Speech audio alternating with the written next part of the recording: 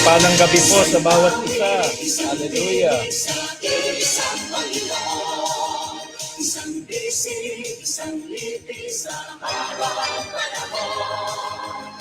Kay Jesus, lahat tayo'y nakuha. Purihin po ang Panginoong Diyos sa kanyang kabutihan. Hallelujah. Kay Jesus, mapag-iisa tayo.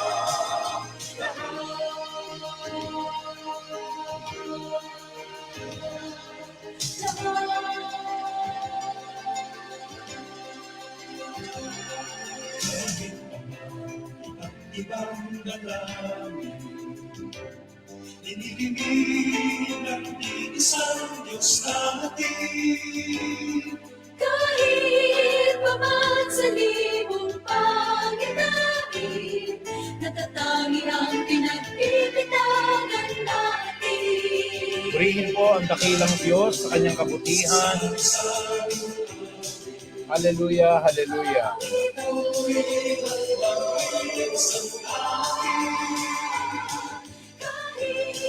pa man sa bilang ng salita, sa isang Diyos sumasamba. Praise God. Sa walang may isang lalangin at sa Diyos natin. May isang awitin, si Kristo'y purihin. Isang awit, isang tinig sa isang Panginoon. Isang bisig, isang litis sa habang panahon. Kay Jesus, lahat tayo'y nakuha. Kahit saan pamagsala, kahit saan maglupa, kay Jesus mapag-iisa tayo.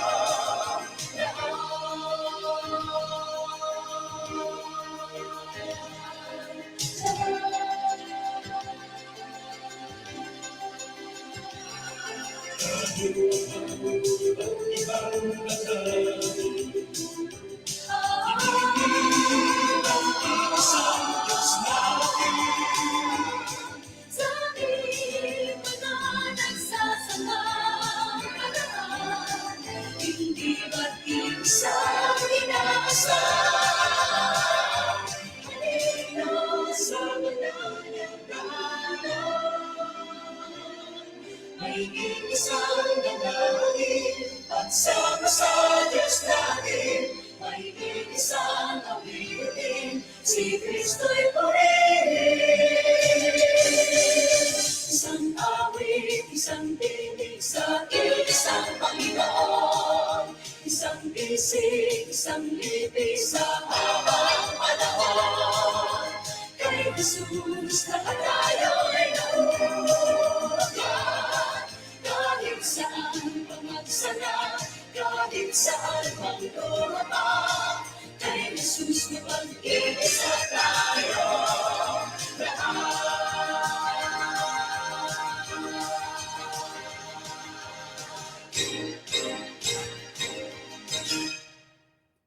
Praise God.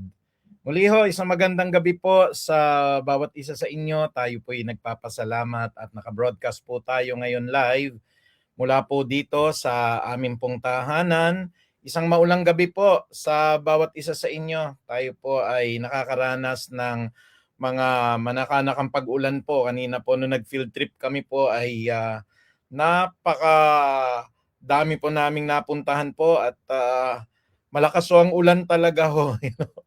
Actually, napakadaming kwento na bago tayo makarating dito ay talaga namang niloob na naman po ng Panginoong Diyos. Binabati ko po si Sister Linda Soriano, si Brother Marlo, at saka si Sister Demalyn Narci po, at saka si Ardre Abukal. Salamat po sa inyo na patuloy po na tumatangkilik po ng mga gawain ng ating Panginoong Diyos. Kanina po tayo ay 6:00 na nagsimula after ng prayer meeting ay dumiretso po tayo sa UST dahil pinamunuan ko po ang isang field trip po. Ito po yung pag-i-expose sa mga faculty members natin sa iba't ibang museum at sa iba't ibang mga Katolikong simbahan po. At kanina po ay nagtungo kami ng Palacio de Memoria po sa Parañaque at patuloy po na dumiretso kami sa Baclaran Church. Ayan, kasi pinag-aaralan namin ang mga kasaysayan po ng mga museo at ng mga iba't ibang simbahan po ng Katoliko.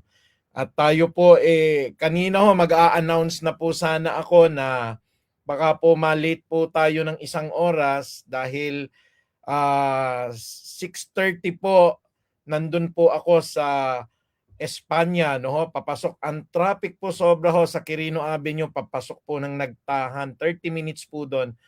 Nakaalis po ako ng Baclaran Church po ng mga 5:45 po. Akala ko dire-diretso, grabe po pala no pag mula po ng doon po sa Quirino Avenue papunta na Nagtahan at doon po sa Espanya traffic.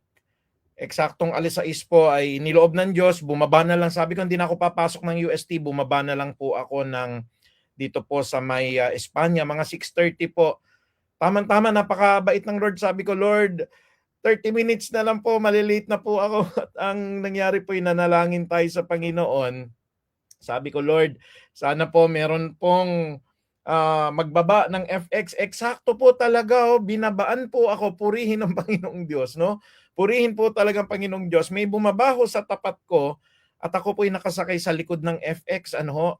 At ang maganda naman, no, dire-diretso pagbaba ko po doon po sa Maxima kung saan po ako bumababa, doon po malapit sa may Pegasus po yan at saka po sa St. Peter's, ano ho. Bumuhos ho yung napakalakas ng ulan, no?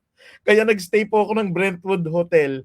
Makikita nyo po sa story ko po kasi in-story ko 6:45. 6:45 po nandun po ako sa hotel. Hindi ako makakuha ng tricycle, hindi po ako makakuha po ng Grab, walang in-drive. Tapos sabi ko, Lord, bigyan mo ako ng Grab. Biglang, hallelujah po talaga. Ito ho, eksaktong-eksakto, basa tayo ng ulan po. Hulimat magaling, tingnan nyo ang oras, 7:09, nakapag-broadcast po tayo. So, yun po ang sinasabi natin, kalooban ng Diyos na makapag-broadcast tayo at kung maibo-broadcast po natin ito ay dahil maraming mga kapatid po ang nauuhaw, maraming mga kapatid po natin ang nagugutom po ng salita po ng Diyos. Kaya tayo po ay nagpapasalamat kay Des San Jose na siya po nating kasama rin ngayon at saka kay Jessa Tagal. Salamat po sa inyo at si Ate Emmy, thank you po sa prayer po. At palagi pong niloloob ng Diyos na tayo po'y makapag-Bible study at makaabot po. Maraming salamat po sa lahat po ng inyo pong patuloy na panalangin. Idinadalangin ko rin po kayo, Sister Myla, sa araw at gabi po, kasama si Ate Sel at saka po si Pastor Elmer at saka si Sister Leia. Magandang gabi po sa inyo. Si Brother Greg po, Sister Emmy, ay salamat sa mga prayers po ninyo. Kay Nanay Soli, Nay, yun, panoorin nyo po yung mirakulong nangyari sa story ko. 6:45 po. Hallelujah. Nilagay ko sa story ko para ipatotoo po sa inyo, no? 15 minutes to go. Ay, hinawi talaga ng Diyos. Nakakuha pa rin po ako ng sasakyan. Ayan. Kaya magandang gabi po kay Nanay Soli. Magandang gabi po kay Sister Minda. Magandang gabi po at maraming salamat sa prayer mo, Sister Irma. At siyempre, binabati din natin si Ate Lina. Palagi kang nasa prayer namin, malusog na pangangatawan. Kay Brother Nel at saka kay Sister Crisel, ay sana po ay tama na po yung dedication na naibigay ko po nung linggo. No ho? Yan po ay na-print out na natin. At magandang gabi sa inyong mag-asawa, sa mga anak po ninyo. Kay Sister Baby, magandang gabi po sa inyo. At kay Brother Larry at sa 3 po ninyong mga anak, mga manugang po, sa apo nyo, praise God po. Maraming salamat din po sa pag-tune in ninyo. Si Sister Odi, tuloy po prayer natin bukas ha. Kasi may bagyo talaga kaya inulan kami ng inulan. Ang maganda ho, may baon tayong payong palagi. Ayan. Kaya kay Corazon Gardaban Cruz, magandang gabi rin po kay Sister Maribel Ray Buenan and si Georgie. Ayan, magandang gabi po sa inyo. Talagang pagpalain po kayo ng Panginoong Diyos kay Sister Aster po. Meron ho kasing kasalukuyang bagyo ngayon eh. At sumabay po itong field trip namin, di naman namin inaasahan itong Bagyong Francisco po, hahatak po siya ng ulan, ano ho? Medyo siguro ho sa Marikina po, ewan ko po, baka ho umuulan din dyan at sa Antipolo, sa Cainta, at pati po sa Montalban. Kamusta po dyan, Pastor Elmer? Sa Puray, umuulan po ba dyan ngayon?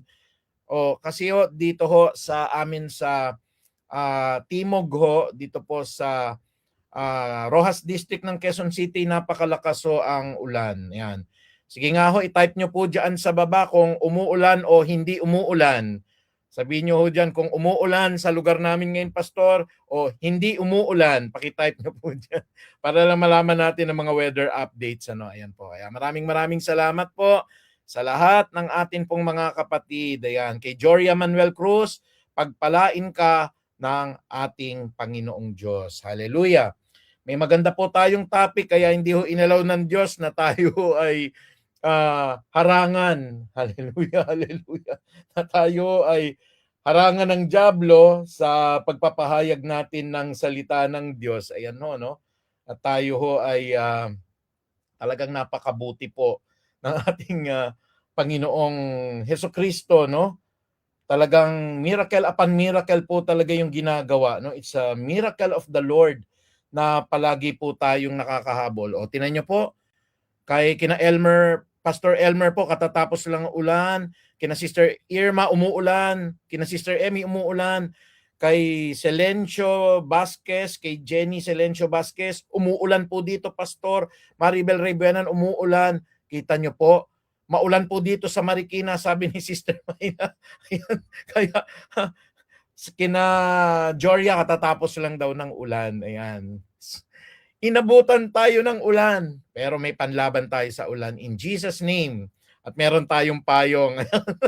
Kung ginagamit natin pananampalataya, ginagamit din natin ang atin pong isip para hindi po tayo nahihirapan. Ayan. So yung mga iba po, wala ng ulan, katulad po kina Corazon Gardaban Cruz. Kaya ingat lang po at madulas po sa mga nagmamaneho, sa mga umuuwi po sa kanilang mga tahanan. Ayan. Dumadami na tayo ng dumadami. Si Des San Jose. Good evening po sa bawat isa. Kay Jane po, sa Princess po, dito sa Kabayanan, sabi niya, no? PCCU, kasalukuyang umuulan po, Pastor, dito sa Kabayanan po. On the way na po, papauwi sa bahay, wala ng ulan dito sa Anonas. Ano ba tayo? Magba-Bible studies tayo or ano po tayo? Weather reporter. Kaya, mapagpalang gabi po. Ayan, talagang thank you Lord Jesus talaga, no? Palagi natin kasing ipagpe-pray din po. Pag may mga gawain po tayo, alam nyo po, kung loloobin ng Panginoong Diyos o hindi niya loloobin, depende po yon. Wala tayong ka-struggle po dyan. Ayan. Kaya kung halimbawa po, hindi niloob ng Lord, edi i-move natin ng isang oras po. Pwede pong ganun eh. Kung halimbawa naman po na talagang kalooban ng Diyos, eksaktong-eksakto. Alam niyo po kung bakit ko nasabing kalooban ng Diyos na makapag-Bible studies po tayo ngayon? Eksakto pong 7:00 po eh. Nakadating po ako diyan, ano ho? Eksaktong-eksaktong 7:00. Kaya medyo hindi ko na ho na-prepare yung tugtog natin. Meron ako mga bago ho eh. So old songs na lang ho yung napatugtog ko. Tapos po yung atin pong mga ilaw dito, yun na sinindihan ko lang naman po. At ready na po tayo dahil nagawa naman po natin in advance ang atin pong pag-aaralan. Yan po, ang atin pong pag-aaralan ngayong gabi ay pinamagatan po nating mga tugon ng taong nasa ikalawang kamatayan. Ano? Paano yun, Pastor? Ano ibig sabihin ng tugon? Siyempre po, ito po yung mga biblical na mga kinuha ko po. Ano po ang sasabihin? Ano po ang magiging reaksyon ng tao doon po sa araw na siya po'y hahatulan ng Diyos dahil hindi nakasulat ang kanyang pangalan po sa aklat ho ng buhay? Ano ang ihahatol po ng Diyos sa kanya? Of course, itatapon po sa dagat-dagatang apoy na sabi po, siya pong ikalawang kamatayan. At ano po magiging reaksyon ng taong hahatulan? Ano po yung kanyang mararamdaman? Ano po yung kanyang ipapakita? Ano po ang kanyang magiging tugon, lalo na ng taong nasa ikalawang kamatayan. Kaya dapat wag natin pong isipin pong mapupunta tayo sa ikalawang kamatayan. Kaya sabi ko po, yan palagi ang encouragement ko mga kapatid eh. Sabi ko po na kahit na talagang magkandara-para-pa ako, basta gawain po ng Panginoong Diyos. And bibigyan ko po kayo ng tip, lahat ng gawain ng Diyos mula po sa pag-awit, mula po sa pagpipreach, sa pagba-Bible studies, kailangan kahit na mataimtim mga dalawa, kung hindi naman po 2 minuto, kahit mabilisan lang po. Panginoon, ikaw po ang kumilos para maging maayos ang internet. Kanina nung nananalangin ako, Panginoon, ikaw po ang magbigay po sa akin ng masasakyan ko po na kahit na desperado na po ako, nandito po ako sa Espanya, kahit jeep, kahit po FX o kahit po van, basta may bababaho. Nung pagkatapos ng prayer ko, yung UB Express nagbaba, eksakto nakasakay po ako. Sumunod na panalangin ko, Lord, sana po walang traffic. Tinugon ng Lord, tuloy-tuloy. Kaya nakababa po ako, mga 6:45, doon na po sa Brent Hotel, So, pagbaba ko ng Brent Hotel po, biglang bumuhos ang ulan. Ang jablo talaga, Gustong-gusto kang harangan. Sabi kong ganon, Panginoon, sana sa unang kuha ko po ng Grab, meron pong tumugon kagad. Pag-click ko, clink, gumanon po kagad, lumikulang sa kanto. Sinakay po ako. Sabi ko, salamat Lord. At kung loloobin mo, Panginoon, eksaktong-eksakto, pagpasok ko sa room ko, broadcast agad. Eksaktong 7:00 po. Kung gusto nyo mapanood po, kasi makikita nyo yung kabutihan ng Panginoong Diyos, doon po sa story ko sa Facebook, dinitali ko po kung saan kami nagpunta, at makikita nyo po yung pagbuhos ng ulan, kasi gusto ko lang pong gawing patotoo rin sa mga kapatid na talagang ang Diyos po, pag sinabi nyo, Lord, gusto kong mag-preach, gusto kong mag-Bible studies, at loobin nyo po sana, pero kung di nyo loloobin, wala po akong magagawa. Susunod po ako sa inyo.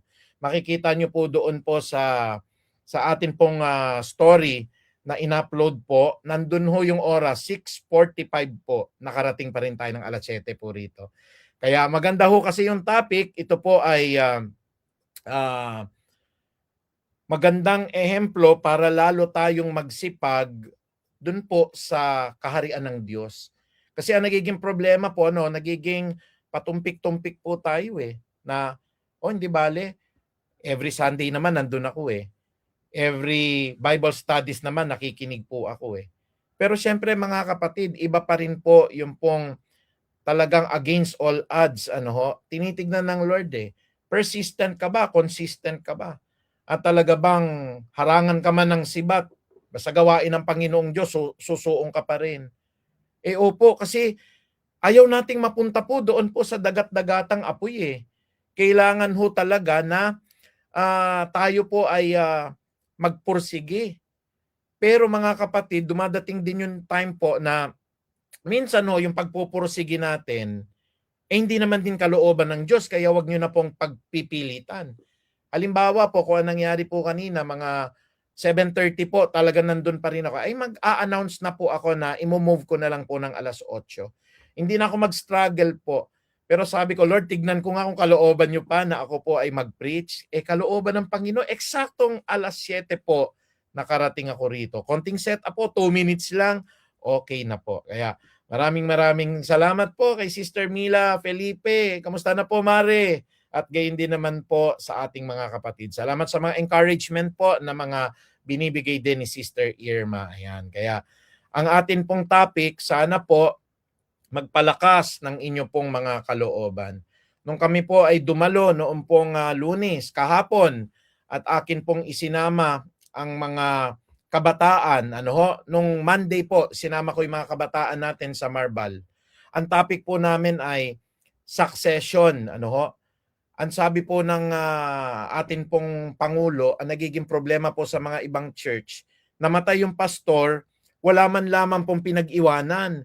Yung pastor po, tumanda, hindi niya na ibigay po yung mga tamang doktrina at aral. At yung turo po, na gaya ng ginawa ni Pablo kay Timoteo, we have to hand it over to the next generation. Kaya ako'y nagpapasalamat na isama ko po si Francis at saka po si Crisel para makita nila kung ano po ang itinuturo ni Pablo kay Timoteo. Kaya muli ho, mapagpalang gabi po sa inyo. Ang atin pong pag-aaralan ay mga tugon ng tao na nasa ikalawang kamatayan. Ito po ay panghinaharap, pero ito po ay biblically based. At ano ang kanilang magiging tugon sa pag-aaral natin sa Biblia.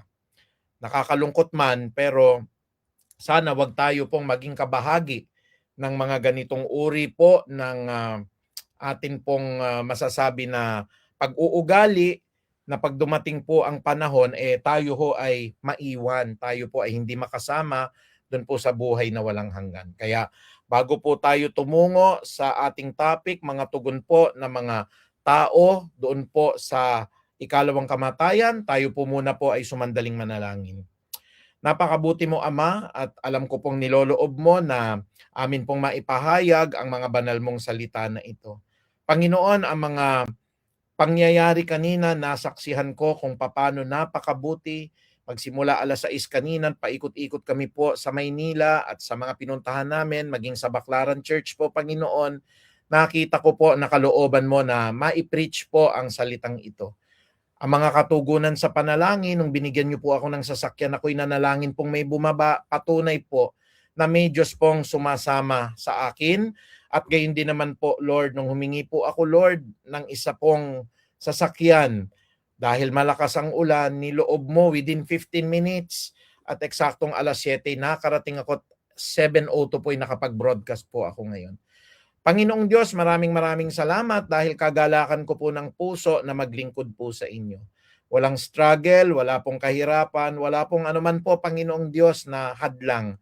Dahil alam ko po, lahat ng mga mensahe, lahat ng mga gawain ko po, idinadalangin ko sa inyo sapagkat ikaw ang may kalooban kung gusto mong maganap. Salamat, Lord. Kung hindi po, I will rest upon your will, Panginoong Ama, kung anuman po ang makakabuti po para sa inyo pong mga tagapakinig. Kaya Panginoon, salamat din po sa pagpapatawad ng lahat ng aming mga nagawang kasalanan.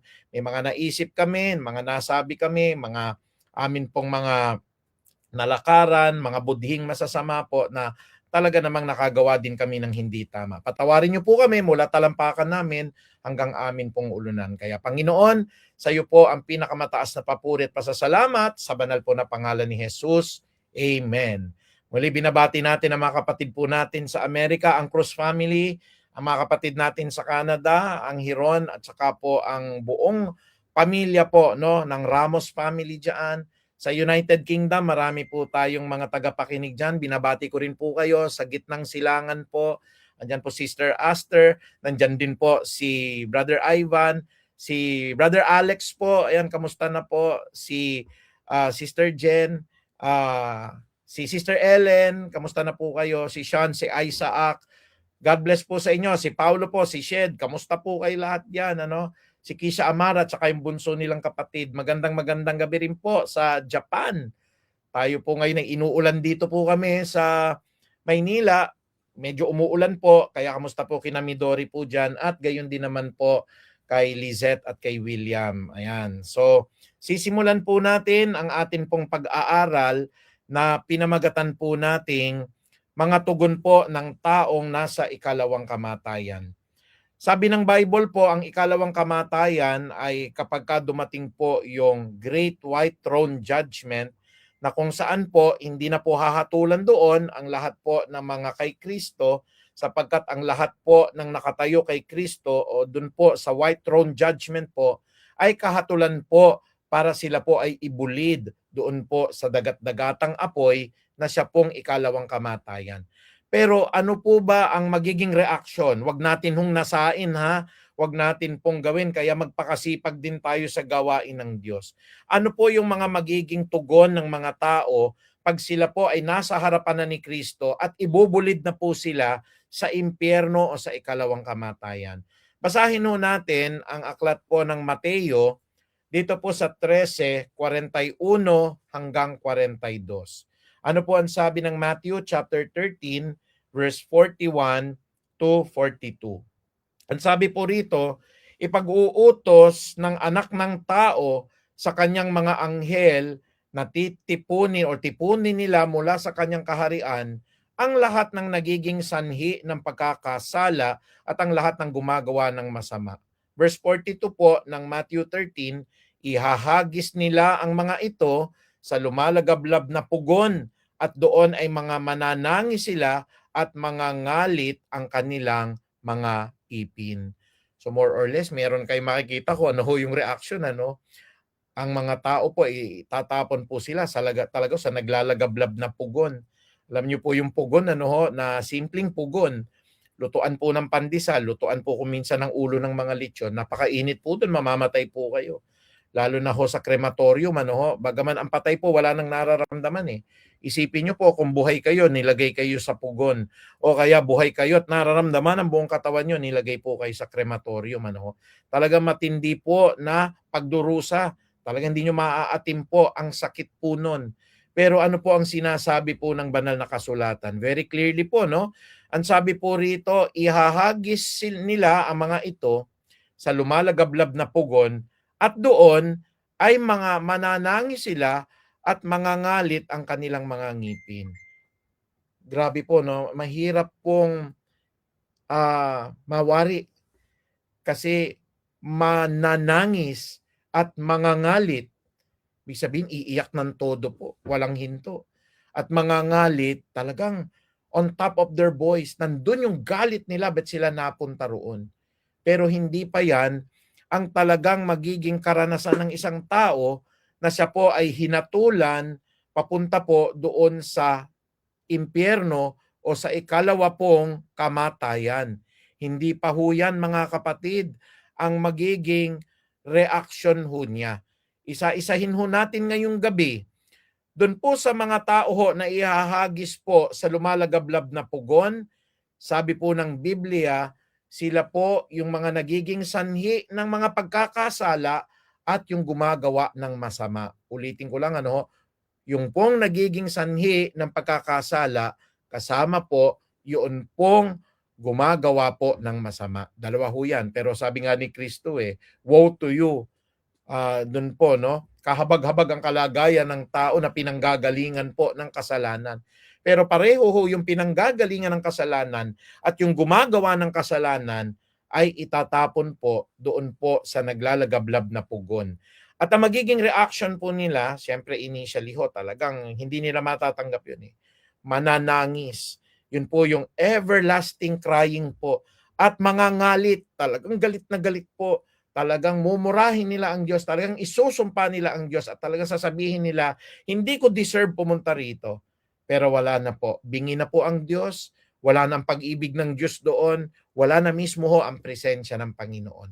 Kaya ano po ang magiging tugon ng isang tao po na siya po ay naroroon sa ikalawang kamatayan? Unang-una ho, pag nandun na ho tayo sa kahatulan po ni Kristo para itapon tayo ng anghel, huwag nating gawin natin pong example, ano, yung mga tao ho, no, na mga hahatulan sila sa apoy ng impyerno, kukunin sila ng anghel sapagkat sasabihin ho ni Kristo, lumayo ka sa akin, ikaw na gumagawa ng kasamaan, no? Lumayo ka sa akin, ikaw na gumagawa ng katampalasanan. Away from me, you evildoer, sasabihin po ng Panginoon sa mga tao pong walang Kristo sa puso at hindi po matatagpuan ang kanilang pangalan sa aklat ng buhay. Kaya maliwanag ho, pag nandun na po sa pagkakataon na yon, ang tao po na hinahatulan at parurusahan ng Diyos, papalabasin po niya na hindi niya alam meron palang paghatol. Hala. Na magiging excuse po ng maraming mga tao po. Kaya wag nating isipin man lamang mapupunta tayo dyan because we have knowledge about the Bible. We know the Lord Jesus Christ because we talk to Him. We walk in His Word. Lahat ng ginagawa natin, we dedicate our entire life to the Lord Jesus Christ. Kaya wag nating aalisin sa atin pong puso yon. Kilala tayo ng Diyos at kilala din nating personal si Kristo. Pero yung mga tao ho, narinig nila yung salita ng Diyos. Narinig nila na kailangan magsisi dahil ang hindi pagsisisi po ay magbubulid sa atin sa impyerno. pero wala. Mas pinakinggan po nila yung prosperity gospel, pinakinggan po nila yung motivational gospel. Doon po sila kung saan mas marami pong nakikinig kasi ang kanila pong lohika, pag mas marami kami, mas totoo. Mali po yun, kapatid.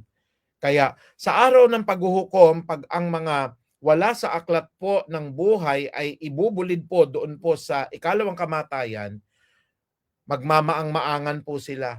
Pero Panginoon, hindi ko po alam. Akala ko po'y walang paghuhukom. Ang akala ko, Panginoong Diyos, ay hindi po kami parurusahan. Ba't ako parurusahan? Maski po sa batas ng tao, alam niyo po ba mga kapatid, pagka po nag-uusap kami ni Marlene, nakikita ko rin yung pinag-aaralan niya. May prinsipyo po sa batas na ignorance of the law excuses no one. Hindi po pwedeng sabihin ng mamamayang Pilipino, ay hindi ko po alam na ang pagpatay po pala ay krimen. Hindi ko po pala alam na ang panggagahasa po pala ay krimen.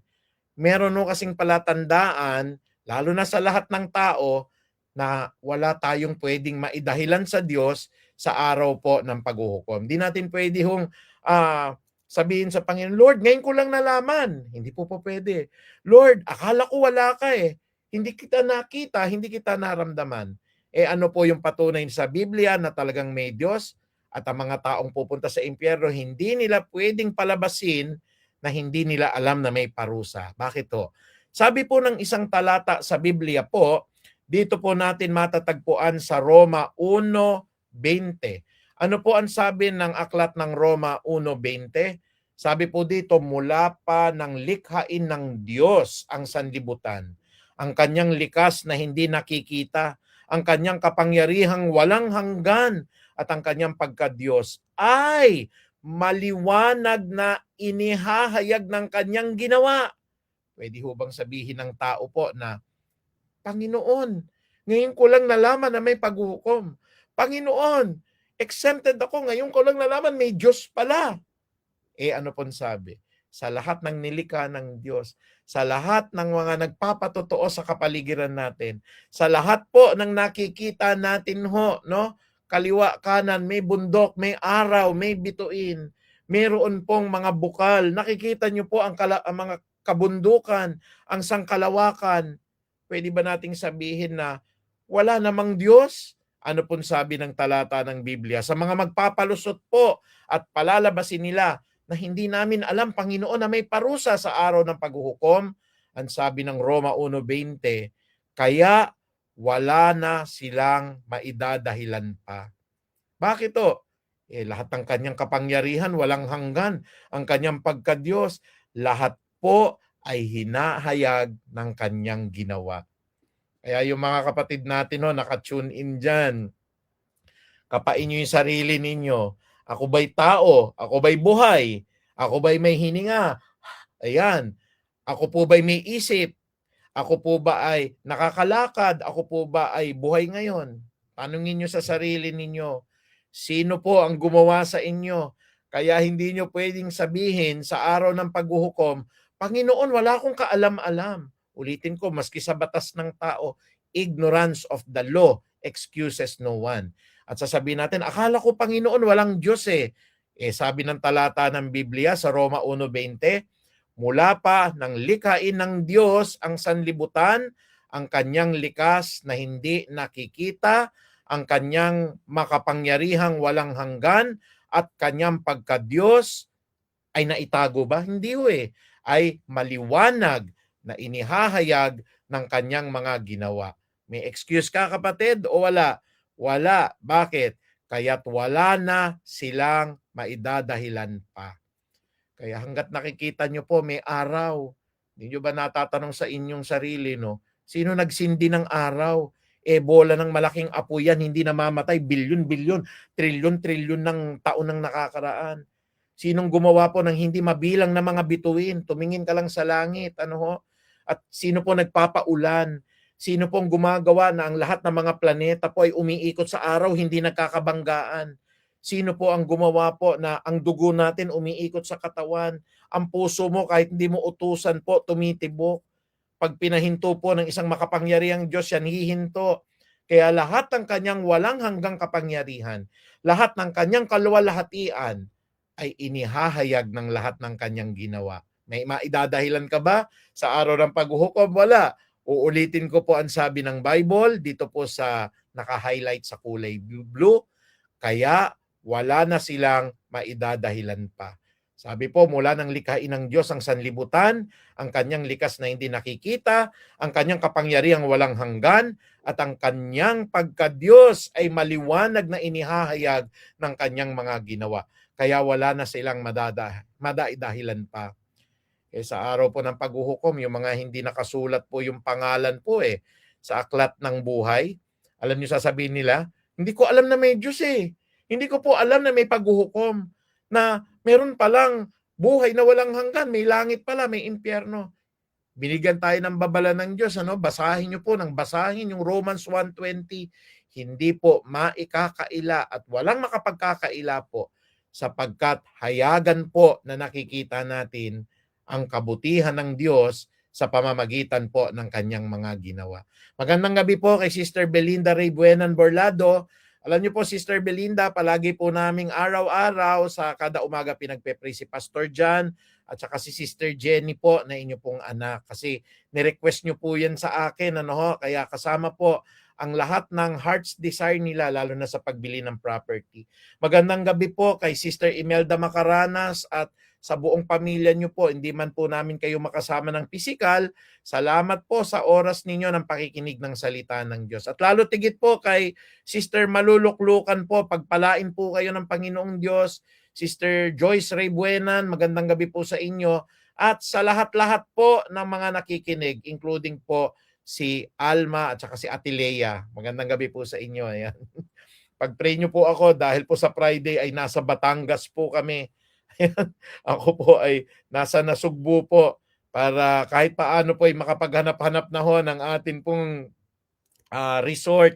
Para pag-pray nyo po yun, ang loobin ng Panginoong Diyos. Nag-advertise po ako, sabi ko, ang 35th anniversary natin, ulitin ko po, hindi pa ako nangangako. Ang sabi ko po doon, loobin nawa ng Diyos, loobin po ng Diyos na tayo po ay sa Nasugbo. Sabi kasi nung isang kapatid po natin Pastor, nangako ka na. Hindi ako nangangako. Kaya sabi ng Bible po, maging matalas ang ating pakikinig. Loobin nawa ng Panginoon na doon po tayo sa Nasugbo. Kung hindi po kalooban, wala tayong magagawa po. Pero wag nating kakalimutan yon sa mga kapatid po natin. Hindi po ako nangangako. Ang sinabi ko po, loobin nawa ng Panginoon na sa 35th anniversary natin, doon po tayo sa resort. At ako naman po naglilibot na, naghahanap na po ako. So abangan nyo po at makikita nyo po yung mga magagandang resort po sa Batangas. Magandang gabi po, Sister Menchi, at magandang gabi po sa lahat ng nandyan po sa Marikina High. Lalo na sa Assure Street. Namimiss ko na po yung pagba-Bible study sa bahay ni Nanay Menchi. Ayan. So balikan lang natin, walang dahilan po ang mga taong magsasabi po na hindi ko alam na may parusa ano pa pong sasabihin ng mga tao na nakikita natin. Ikalawa po, palalabasin ho nila kasalanan ng iba. Talaga pong naging fault finder pa sa atin po, alam natin po, pananagutan natin din ang kaligtasan natin na napakinggan natin ang salita ng Diyos, tayo na po ang bahala doon. Buksan ng Diyos yung puso natin para matanggap po siya. Pero alam niyo ba sa araw ng Great White Throne Judgment, pag-aharap na po tayo kay Kristo, pag sinabi ni Kristo, lumayo ka sa akin, ikaw na masamang tao, away from me, you evildoer. Magtututuro po yung tao po na itatapon po doon po sa dagat-dagatang apoy. Kasi hindi naman sinabi sa akin, kasi po susunod na sana ako, itong asawa ko po, pinilit ako sa ibang pananampalataya. Dapat to, tatanggapin na kita, Panginoon po, kaya lang, binigyan ako ng maraming trabaho dapat to, Panginoon, tutugunin ko na lalakad po ako sa kabutihan ninyo, pero itong tao na ito pinigilan ako Puro paninisi gagawin po nitong isang tao po na mapaparusahan po sa impyerno. Tingnan natin ang sinasabi po rito. Ayan. Sabi ng Romans chapter 14 verse 12 to 14. Kaya't bawat isa sa atin ay magbibigay sulit sa Diyos. Huwag na tayong humatol sa isa't isa. Huwag rin tayong maging sanhi ng pagkakatisod o pagkakasala ng ating kapatid. Dahil sa aking pakikipag-isa sa Panginoong Hesus, natitiyak kong walang anumang likas na marumi. Ngunit kung ang sino man ay naniniwalang marumi ang anumang bagay, marumi nga iyon sa kanya. Anong sabi ng verse 13? Huwag na tayong humatol sa isa't isa. Huwag rin tayong maging dahilan ng pagkatisod o pagkakasala ng ating kapatid. Kasi pagdating po ng Judgment Day, magiging tagapaghatol tayo. Sinabi niya kasi po sinabi po nito naalala niyo po si Eva at si Adan? Sabi po ng Panginoon kinain ba ninyo ang bunga sa pagkakaalam ng tama at mali? Sabi po ni Adan kasi po itong babae po na binigay niyo sa akin inudyukan ako Tapos yung babae naman tinuro yung ahas. Sabi po kasi nitong serpiente na to sabi po nung ahas ganun ang mangyayari po in the day of judgment. Turuan po tayo. Sabi po kasi nung mega church na sinamahan ko magpayaman po kami. Sabi ho nung pastor po kasi namin po ang kailangan ho magpiramiding kami, dumami kami. Hindi yung kalidad, kundi quantity. Sasabihin ng Panginoon, lumayo ka sa akin, hindi kita nakikilala, ikaw na gumagawa ng kasamaan. Pero magiging reaction po ng mga tao, yung unang-una, wala akong alam, di ko po alam na may Diyos. Pero sa lahat ng bagay na ginawa ng Panginoon, hayag sa atin. Pangalawa naman po, wag nga kayong humatol sa isa't isa, sabi ng Panginoon. Kasi in the day of judgment, yung asawa ko may kasalanan yung pastor ho namin niligaw po ako ang may sala po kasi sa akin yung trabaho ko kaya hindi kita nakilala Panginoon Uulitin ko po, mga kapatid, tayo ho ang magbibigay ng sulit po sa araw po ng paghuhukom. Hindi po isusulit sa inyo yung pong pananampalataya ng katabi ninyo, ng asawa ninyo, ng anak ninyo. Kaya nga sa mga anak, lalong-lalo na sa mga kabataan, gusto ko pong iwan sa inyo ito. Baka akala nyo po kasi nasa church kayo, ligtas na po kayo. It's a personal relationship with the Lord Jesus Christ. Kung akala po ninyo na perfect naman ako sa attendance, ministry head ako Ako ang head po ng children. Ako po ang head ng ganito. Mga kapatid, tingnan nyo po yung heart ninyo kung totoo. O baka may panahon ka lang kung gusto mo. Kaya hindi po ako nagagalit, sinasabihan ko po para hindi po kayo mapapahamak pagdating ng panahon. Kasi ang puso po natin, kapag ka nasa routine lang, para po makatupad lang ng gawain natin, dapat mahal natin po ang ministeryo natin. Na talagang yung buhay mo, iaalay mo, Panginoon, hindi ako pwedeng harangan ng sibat, hindi ako pwedeng harangan ng traffic, hindi ako pwedeng harangan ng ulan. And God will make a way. No? Kasi nakikita ng Lord yung motibo ng puso ninyo Kaya po sa araw po ng paghuhukom sa ating mga Kristiyano, tutulo lang yung luha natin It's all because of you, Lord Jesus Christ. Pero yung pong mahahatulan, wala yung pangalan sa aklat ng buhay. Sinabi po kasi nito Ito po kasing asawa ko Yung boss ko sa trabaho ko Yung pastor ko po kasi Yung pari po sa amin Ang daming ibe-blame po. Uulitin ko lang, sabi ng salita ng Diyos, kaya't bawat isa sa atin ay magbibigay ng sulit sa Diyos. Walang turuan yan. It's your own fault pag ikaw po ay hindi nakakilala kay Kristo. Marami pong nag-share sa iyo, tinanggihan mo talaga ng buong puso mo. At hindi lang ho yun, kapatid, na palalabasin na kasalanan ng iba. Ikatlo ho, palalabasin niya, may pag-asa pa. Ayan. Na nandun na, hinatulan na ho, yung isang taong mapapahamak po sa dagat-dagatang apoy, sabi ng Panginoon sa kanya, Kaya lumayo ka sa akin, ikaw na masama at gumagawa ng katampalasanan. Sasabi niya, Panginoon, give me a second chance. Panginoon, Diyos ka ng pag-ibig. Baka naman pwedeng mabuhay ulit at dun sa buhay na yun, ituwid na natin. Yan, marami pong gagawa nun, Lord, one more chance. Di ba may awitin po na ganon? Isa na lang po na tsansa. Mga kapatid, ulitin ko po. Ito po ang katotohanang hayag ng Biblia. Ang sabi po ng Hebreo 9:27, itinakda po sa tao na minsan nang mamatay at pagkatapos ay paghuhukom. Anong sabi po? It is destined for man to die once. Kaya pag namatay kayo ng minsan, hindi na ho kayo po pwede po na bigyan pa ng second chance ng Panginoon. Namatay na po eh. Pag namatay po tayo, haharap tayo sa paghuhukom. At uulitin ko po, ang judgment ng Panginoon, ang paghuhukom ng Panginoon, tapat, totoo, at makatarungan. Hindi po kayo pwedeng mag-file. Hindi bale, Panginoon, mag-hire po ako ng matinding law firm. Ang abogado ko po ay si Lorna Kapunan. Ang haharap po sa inyo sa langit sa paghuhukom ay si Attorney Nilo Divina. Maski gamitin nyo pa yung asawa ko, ang haharap po sa inyo ang Bacani Law Firm. Wala pong magagawa, kapatid. Alam nyo po kung bakit? Nakatakda po sa tao, mamatay siya ng minsan. Ngayong gabi, namatay ka. Pagkatapos dumating si Jesus, bubuhayin ka. Pagbuhay mo ng ganon, haharap ka po sa white throne judgment dahil wala kang Kristo sa puso. Pag sinabi ng Panginoon, lumayo ka sa akin, ikaw na gumagawa ng masama, wala na po. Irreversible po yun. Ulitin ko po, hindi po korte ng tao yan ha. Wala po yung motion for reconsideration. Wala po yung temporary restraining order. Hindi po ako abogado pero naririnig ko po kasi kay Marlene po yan eh. Pag may mga kaso po sila, gusto nilang harangin po yung halimbawa yung magiging hatol, pwede po kayong mag-file ng tinatawag nating temporary restraining order o kaya po ng motion for reconsideration. Pag nahatulan na kayo, pwede pang baliktarin ng korte decision niya eh. Pero ano po ang desisyon ng Diyos? Marami magsasabi, Panginoon, isang chance na lang, isang-isa na lang. Ano pong sasabihin ng Panginoon? Itinakda sa tao na siya ay mamatay ng minsan o mamatay lamang minsan at pagkatapos nito ay paghuhukom.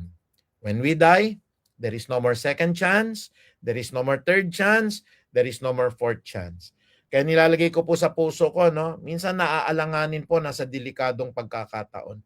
Katulad po nun, halimbawa, pwede pong mangyari na malakas ang ulan. Naghahanap ka, nagmamadali po, nadulas po ako. Halimbawa lang nabagok yung ulo ko. Pag namatay po ako, kung ano po yung laman ng heart ko kay Kristo, yun po ang ihahatol ng Diyos sa akin. Halimbawa nagmamadali po ako, pagsakay ko po ng jeep, halimbawa may bus na kasunod, nawala ng preno, nabangga ako, patay ako. Kung ano po yung relasyon ko kay Kristo at that time, yun po ang kakahinatnan ng Diyos sa akin. Lalong-lalo na sa araw po ng paghuhukom. Kaya wala pong, Lord, magfa-file po ako ng motion for reconsideration. Lord, magfa-file po ako para hindi ako maimpyerno, temporary restraining order or TOR, no? TRO, magpa-file po ako. Hindi pwede. Pag sinabi ni Kristo, it is final. Pag sinabi ni Kristo, away from me, you evildoer. Pag sinabi ni Kristo, I never knew you, tapos na po. That's the worst. Ulitin ko po, kaya naisin po natin magkaroon ng relasyon kay Kristo. Yun po ang pinaka masaklap na maaring mangyari sa inyo. Mga kapatid, seryosohin po natin ang Bible studies na ito. Maaari pong ikaw ngayon ay anak po ng mga magulang mong Kristiyano. Pero ang mga magulang mo, totoo ang puso nila, nandun sila sa church kasi naglilingkod sila. Ang nanay mo may personal na relasyon kay Kristo. Yung pala ikaw po napipilitan lang kasi ang mga magulang mo naroroon, naiiwan ka sa bahay o kaya po talagang gusto mo lang dahil may mga iba pang dahilan. Nandun yung crush mo po, nandoon po yung mga makukuha mo sa church, may mga benepisyo ka. Hindi yun ganun, kapatid Yung nanay mo at tatay mo, pag tama ang puso, maliligtas. Ikaw po na namali yung puso mo, mapapahiwalay ka na po sa kanila. And minsan pag-aralan po natin doon po sa langit, buburahin na ng Diyos ang alaala po ng nanay at tatay mo kung ikaw po'y anak na hindi nagkaroon ng relasyon kay Kristo. Ang nanay at tatay mo, maaalala mo sila sa impyerno. Makikita mo sila, bakit si nanay, si tatay, nag-e-enjoy sila. Pero ako dito nasa paghihirap, pero si nanay at tatay mo, nandun na kasama ni Kristo. Binura na yung pag-iisip nila, naiisip nila doon, papuri kay Kristo, papuri sa Diyos. Pero ikaw nagsisisi ka kung naging tama lang ang relasyon ko kay Kristo. Kaya uulitin ko po, kapatid, seryosong usapan po ito. Pag nandun na po, hindi nyo na po pwedeng palabasin, na palalabasin ninyo. May pag-asa pa, may second chance, wala na po. At mga kapatid, ano pa pong sinasabi? Ikaapat po, palalabasin po ng tao na nasa hukuman ni Kristo. Sabi ni Kristo, "Away from me, you evildoer, I never knew you." Pero wala akong kasalanan, Panginoon. Mabuting tao po ako. Nagbibigay po ako sa mga mahihirap. Ako po ay nagbibigay po sa simbahan, nagdo-donate po ako. May picture nga lang po. Nagbibigay po ako sa mahirap, pero kailangan po, dapat po, meron lang pong documentation. Kailangan po pag nagbigay po ako, medyo makita po ng maraming tao. Pero mga kapatid, ang isang tunay na mananampalataya, alam niya sa puso niya, hindi niya kayang iligtas ang kanyang sarili. Alam po ng tunay na may relasyon kay Kristo, dudurugin ng banal na Espiritu ang kanyang pag-iisip, ang kanyang pagkatao, luluhas siya sa harapan ng isang mabuting Diyos at sasabihin po niya, "Ama, puro kasamaan ang ginawa ko. Hindi ako karapat-dapat sa kaharian mo. Kaya ako'y ngayon humihingi ng kapatawaran. Ang isang makasalanang katulad ko ay iligtas mo at bigyan mo ng buhay na walang hanggan." Ganun po magiging attitude ng isang tao po na mayroong relasyon kay Kristo. Pero yung walang relasyon po kay Kristo, anong kasalanan ko? Habang siya po ay dinadala ng anghel at kinakalagkad, mumurahin niya ang Diyos, magagalit siya. Ano ang ginawa kong masama?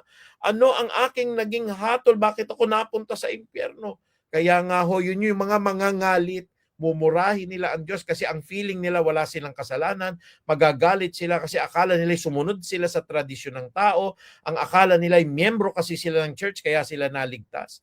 Pero ang tunay na makapagliligtas po sa atin, walang iba po kundi pananalig mo kay Kristo. Na aminin mong ikaw makasalanan, na hanggang ngayon patuloy ang pagkakasala natin. At kung hindi tayo biniyayaan ng Diyos ng buhay na walang hanggan, hindi tayo maliligtas at hindi tayo pagkakalooban ng Diyos ng tamang pag-asa sa pamamagitan po ni Kristo. Kaya nung ginagawa ko tong preaching na ito, mga kapatid, nakikita ko din ho yung habag sa mga tao po na ito. Yung mga habag po na tinakluban na ng dyablo yung kanila pong mga mata, yung puso po nila pinadilim na po ng kasamaan, ng kampo ng kadiliman.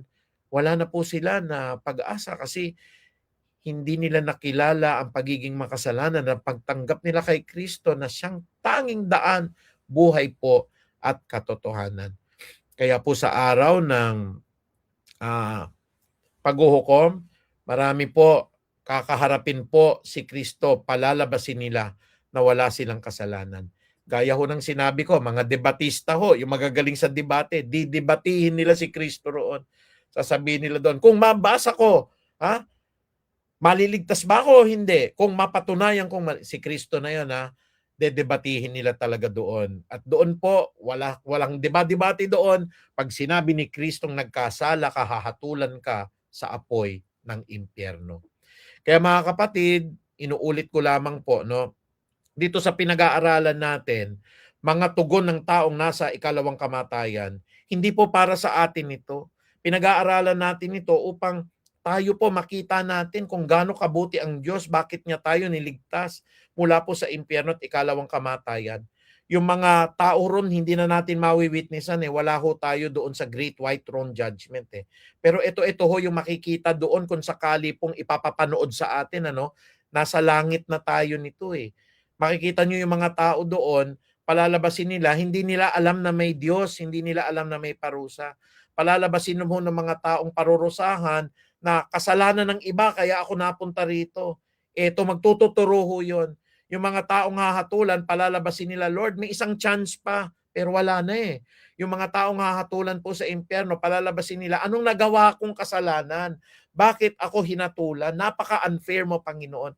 At doon sila magmumura sa Diyos ng buong puso nila. Sasabihin nila sa Panginoon, talagang yun yung sinasabi po, magagalit. Pero yung pong mga tao po na mananangis, yun po yung yung magtututuro sa iba na, Panginoon, umiiyak siya na ganon. Kasi sinabi po nito, sinabi ng ganyan, tinuruan ako ng ganon. Yun naman po yung mga mananangis. Yung mga mananangis po, yung akala nila sa kanilang sarili na sasabihin nila ng ganon, kung sana nabigyan pa ako ng second chance, Lord, iiyak yun Sana may third chance pa, sana may fourth chance pa. Pero yung mga inaamin nila sa sarili nila, wala silang pagkakasala, yun yung mga matataas ang pride eh. Yun naman yung mga mangangalit. Talagang with their closed fist na gano'n, nakatingin sila sa langit po, galit na galit sila, mumurahin nila ang Diyos. Ang Diyos po ay sagad-sagaran po, nasasabihin nilang masama, at ang sarili nila mas mangingibabaw sa Diyos dahil wala akong nagawang masama. Purihin po ang Panginoong Diyos. Nakakakilabot man itong mga pinag-aaralan natin, pero sa bawat Bible studies po na binibigay sa atin ng Diyos, meron palagi tayong matututunan. Mga kapatid, bilang pangwakas, ito na ho yung ikalawang kamatayan eh. Alam nyo po, there will be no more chance in hell. Hell is not 100 years. Hell is not 200 years. Kung kayo ngayon ho, ako 51 years old, medyo matagal-tagal na ako nakatira dito sa mundo na ito. No? Akala ko matagal na yon. Pero what is 1 million years in hell? What is 10 billion years in hell? What is 100 trillion years in hell? It's not even 100 trillion. It is for eternity. Yun po ay sa buhay na walang hanggan. Alam niyo mga kapatid, itong mararanasan ng tao na wala na hong tigil po habang panahon. It's not even trillion, it's for eternity. Sabi po ng Pahayag 20:14 bilang pangwakas natin, pagkatapos ay itinapon din sa lawa ng apoy ang kamatayan at ang daigdig na mga patay. At ang lawa ng apoy ay ang pangalawang kamatayan. Ulitin ko po, ang lawa ng apoy ay ang pangalawang kamatayan. Mga kapatid, ang impyerno po, ikalawang kamatayan, wala pong katumbas po yan kapatid. That is the worst ever na pwedeng mangyari sa isang taong nilikha ng Diyos. Kaya ni-encourage ko kayo mga kapatid. Siguro po kung minsan sasabihin ninyo, Pastor, hindi po ako nababagay sa mga ministeryo na yan. Pastor, ayoko pong mag-share. Mga kapatid, ibinabahagi ko po ang mga salita na ito bilang pag-ibig po sa bawat isa sa atin. Kaya kung minsan china-challenge ko kayo, talaga bang totoo po ang personal ninyong relasyon kay Kristo? Kasi pag natagpuan po tayong peke, pag natagpuan po tayong nagtatago, pag natagpuan tayong routine lang pala ginagawa natin, pag natagpuan tayo ng Diyos na wala pala tayong ugnayan sa Kanya, mga kapatid, ang pinaka-worst po na magpupunta po sa atin sa impyerno pag nagsalita si Kristo sa atin sa araw po ng paghuhukom. Lumayo ka sa akin, ikaw na masamang tao, ikaw na gumagawa ng katampalasanan. Muli, ulitin ko po yung pangwakas natin. Pag tayo nahatulan na po dun sa Great White Throne of Judgment, wag po nating isipin yon, no? Na mararanasan natin yon. Ang isang taong mahahatulan, sabi ng Pahayag 20:14, pagkatapos ay itinapon din sa lawa ng apoy ang kamatayan at ang daigdig na mga patay, at ang lawa ng apoy na ito ay ang ikalawang kamatayan. Mga kapatid, ini-encourage ko po kayo na sana wag tayong humantong dito po sa magiging tugon ng mga taong nasa ikalawang kamatayan. Habang may buhay tayo, may pag-asa. Masarap pong maglingkod sa Diyos. Uulitin ko po, sa bawat estudyante na masesharean natin doon po sa Alliance of Ministers for Education and Nation Building, parang naisalba na po natin yung katulad po na nangyari sa San Jose National High School. Ang isang estudyante naging bayolente, napatay niya po ang kanyang mga kamag-aral. Yun yung mga taong ililigtas natin. Na yung mga tao po sana na meron pa sila pong pag-asa sa mundong ito. Yung mga nalulung sa droga, yung mga nasa bilangguan, yung mga taong gumagamit po ng mga ipinagbabawal na gamot, ng mga iba-ibang bisyo, ng mga nangangalon niya. Kaya tayo tinawag ni Kristo upang tayo mismo ho ang magpahayag ng salita sa kanila at tayo ho ang maging liwanag at ilaw at asin po ng sanlibutan. Muli mga kapatid, salamat po at niloob ng Diyos na marinig po ninyo ang mga mensahe na ito. Ipanalangin niyo po ako sa pag-alis ko po sa Batangas at doon po muna ako at ire-report ko rin po sa atin pong mga elders yung mga makikita po nating mga resort po doon po, at ipanalangin niyo po maganda ang panahon at makarating po ako po doon ng ligtas sa Nasugbo, Batangas. Tayo po ngayon ay dadako na sa panalanginan. Binabati lang natin si Maribel Ray Buenan. Magandang gabi po sa inyo. Nandito rin po, ayan, ang dami na natin, ano? Ang dami-dami na mga si Raymart Fausto, magandang gabi. Kay Sister Linda Soriano ay sinamarize po. Maraming salamat po sa Panginoon sa buhay po ninyo. At muli po Ate Beb, si Ate Bebiana Yu, rest assured po ang mister po ninyo ay palaging nasa panalangin namin, si Brother Franklin po. Kaya maraming salamat po sa inyo. Tayo po'y dadako na sa panalanginan. Ama naming makapangyarihan, salamat po sa mga pag-aaral na ito na maglagay sa amin, sa puso namin, ng lalong sigasig po ng pakikipag-ugnayan, ng pakikipanalangin sa inyo, at lalo't higit po sa pagsasakatuparan po ng inyong banal na layunin to harvest more souls for the greater glory of the Lord Jesus Christ. Salamat sa mga kapatid po, nagtiyaga po sila ngayong gabi na makinig ng iyong mga salita sa lahat na nag-ukol ng panahon upang sila po, Panginoon, ay makalakad sa kalooban mo at sa mga pag-iingat mo rin po sa akin at ang kalooban mo, Panginoon. Damang-dama ko palagi ang pagsama mo, ang presensya mo, ang pag-iingat mo, ang bakod ng proteksyon mo, lalo na po sa iyong lingkod. Gabayan niyo rin po ang sister wife ko na papunta rin naman po ng Baguio at kami po na papunta ng Nasugbo, Batangas. Sumaamin nawa po ang pagpapala ng dakilang Diyos. As I pray right now, Lord, ang prayer po ni Jabez, acknowledge nyo po sa lahat. O that you are going to bless us, O God, that you are going to enlarge our territories, that you are going to let your hands be upon us, to keep us away from harm, so that you are going to answer all our requests. Maraming salamat po, at sa iyo po, Panginoon, pinakamataas na papuri at pagdakila sa banal po na pangalan ni Jesus. Amen at amen. Muli po, magandang gabi po sa bawat isa sa inyo. Magkita-kita po tayo sa umagang panalanginan at patuloy po, let us enjoy fellowshipping with one another and let us enjoy serving the Lord. Muli po, mahal na mahal ko po kayo. Sumaatin po ang kapayapaan, pag-ibig at kaligtasan ng ating dakilang Ama. Maraming salamat po at magandang gabi.